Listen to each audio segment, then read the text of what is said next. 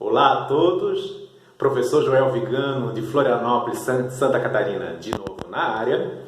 E vamos para o terceiro vídeo sobre o prazer que é trabalhar com a arte de contar histórias. Bom, vai ter um cachorro latindo no fundo, provavelmente vocês pode ser que ouçam ou não vou ter como cortá-lo.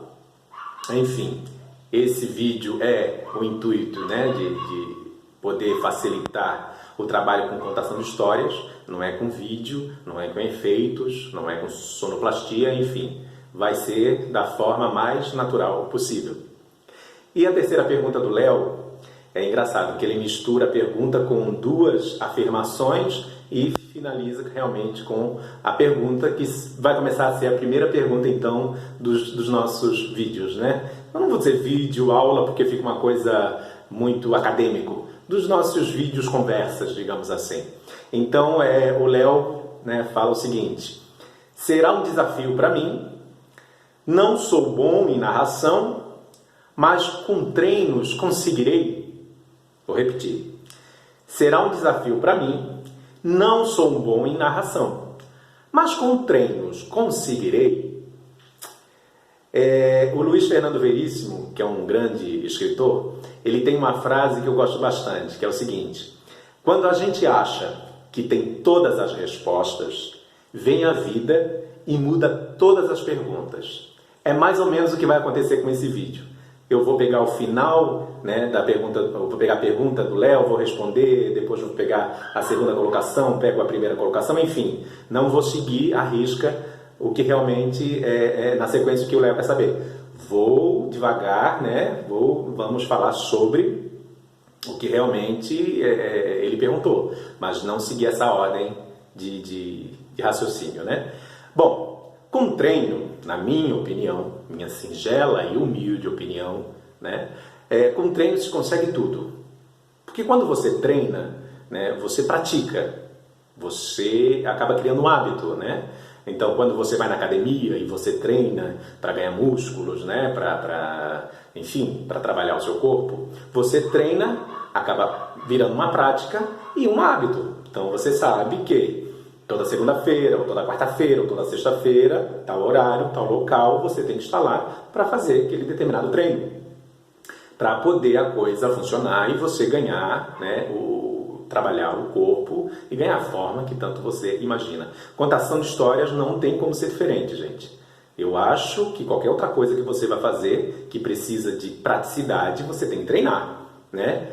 É igual fritar um ovo. Você treina, você pratica, você acaba criando um hábito e fritar ovo, às vezes, passa a ser a coisa mais importante do mundo para quem nunca soube cozinhar e não sabe cozinhar, né?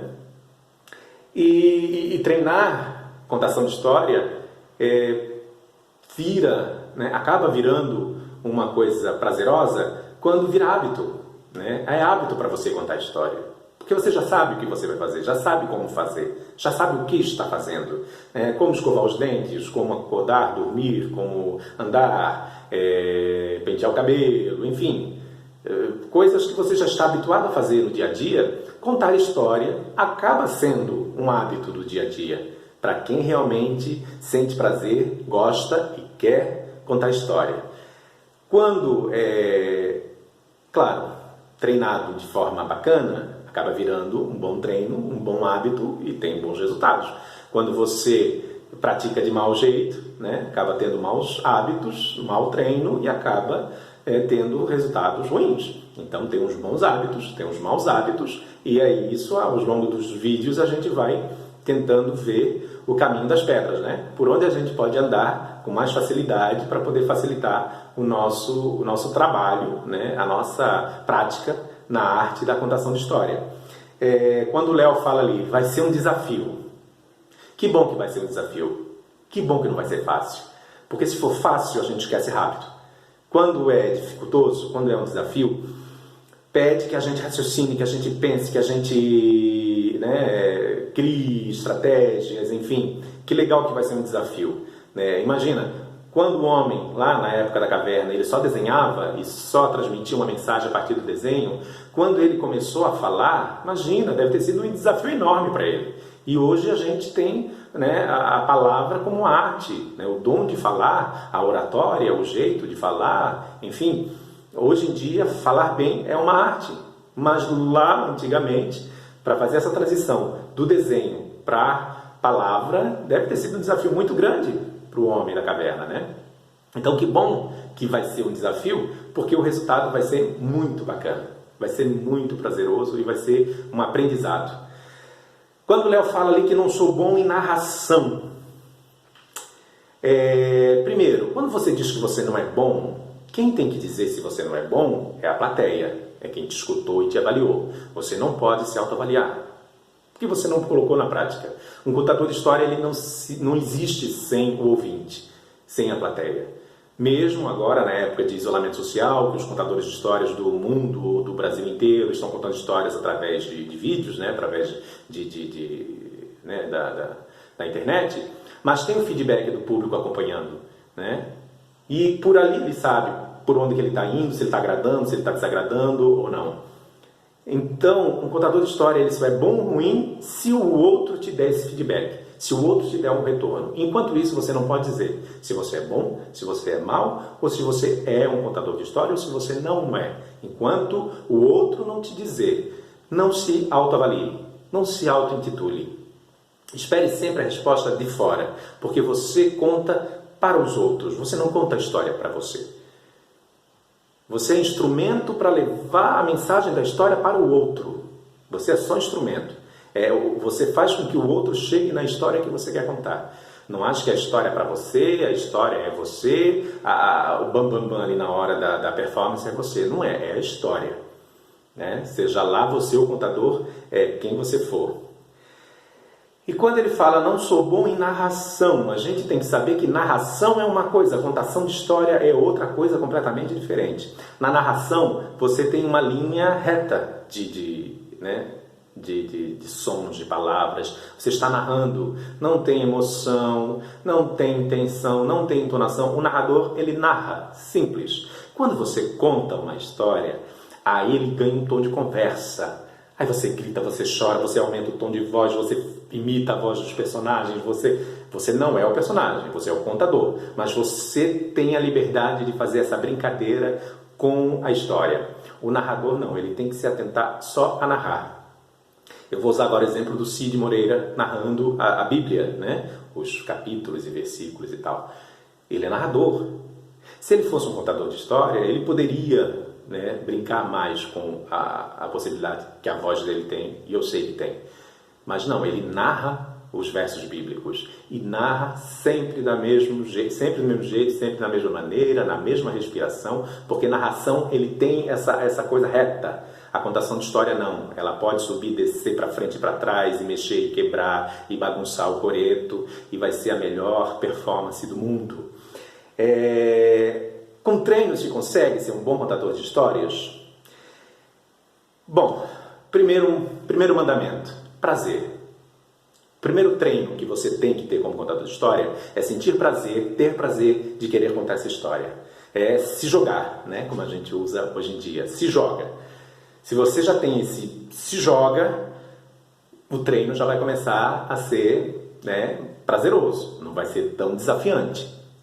Segundo, e isso sobre prazer eu falei no primeiro vídeo, né? O segundo mandamento, você tem que estar seguro do que você está fazendo ali. Não adianta ter prazer e no final das contas começar a achar que está na corda bamba, não sei se eu vou cair para a direita ou para a esquerda, não caia. Esteja firme ali, porque você gosta do que você está fazendo, você já demonstrou para a plateia que tem prazer de estar ali, então esteja seguro do que você está fazendo ali. Eu estou olhando para baixo porque está escrito aqui o que eu tenho que falar para vocês, tá, gente? Eu não sou zarolho, não sou vesgo, não sou nada, não. Então, ter prazer, estar seguro do que você está fazendo ali, preparar a história. Num treino de preparação de história, é o seguinte, é ler a história várias vezes até conseguir contá-la sem a necessidade da leitura.